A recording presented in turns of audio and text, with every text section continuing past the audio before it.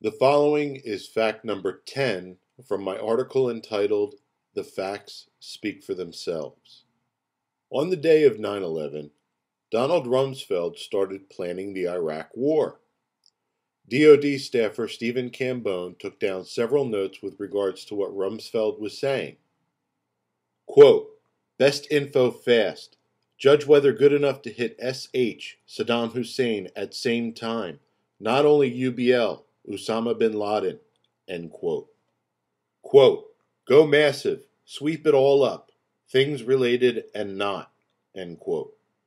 Quote, "Hard to get a good case." End quote. Like Donald Rumsfeld, Condoleezza Rice started planning for the Iraq War within hours of the 9/11 attacks.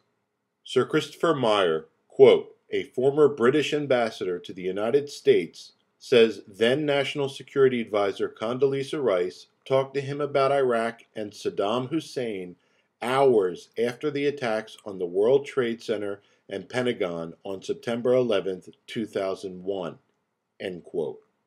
Also, quote, "George Bush tried to make a connection between Iraq and al-Qaeda in a conversation with Tony Blair 3 days after the 9/11 attacks, according to Blair's foreign policy advisor of the time."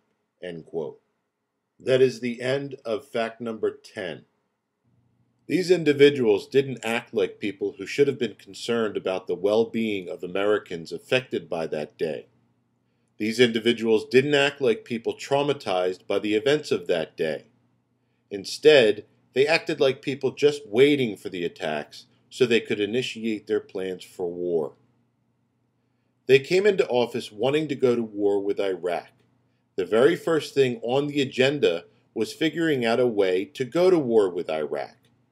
Within hours of the 9/11 attacks, the very first thing members of the Bush administration did was start planning for war with Iraq, like it was all part of the plan.